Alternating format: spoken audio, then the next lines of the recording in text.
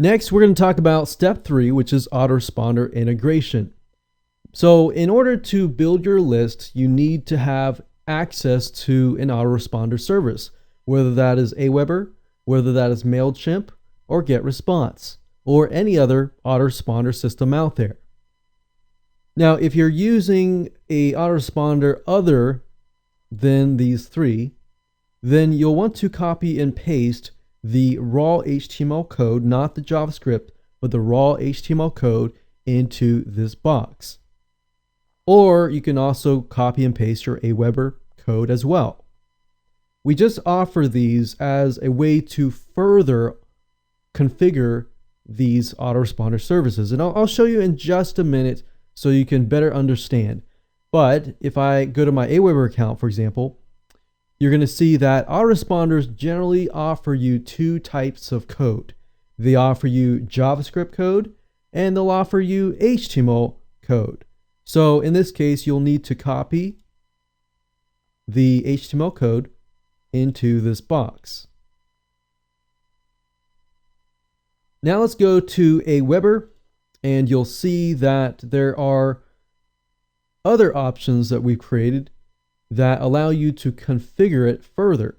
Include name is basically asking you, do you want to include the name field where you gather the person's name? And if yes, yes. If no, you can click no. Next, you'll want to enter the unique list ID for your list for Aweber. And the only way you're going to get this is if you have an Aweber account.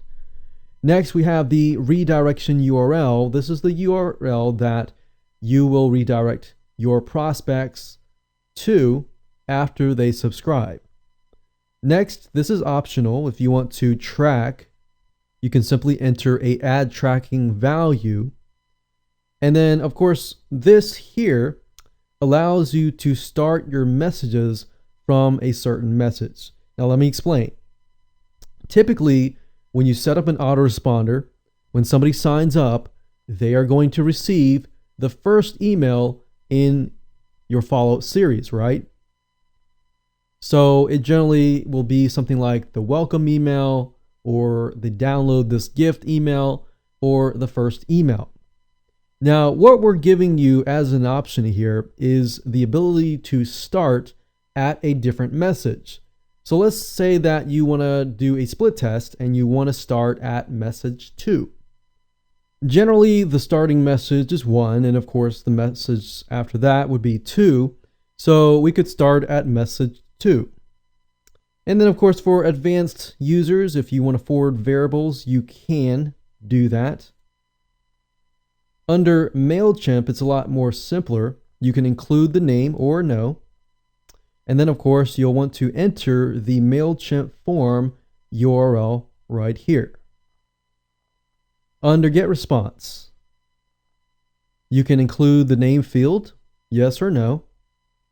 Next, you can enter a unique campaign token. You can enter the redirection URL, this is optional. And then of course you have the same starting message as Aweber. So you can set this to -1 for no message. So if you don't want to use that option, just put -1. If you want to send out, let's say, message 3, you can put 3. And then of course for advanced users, you can use yes via get, yes via post, or no. And if we take a look at the preview window, you can see that we have the video here, we have the access free gift button, and when we click on this, we are presented with the autoresponder opt-in. So of course you'll want to enter your name and your email address to test this out to make sure that everything works and you're good to go.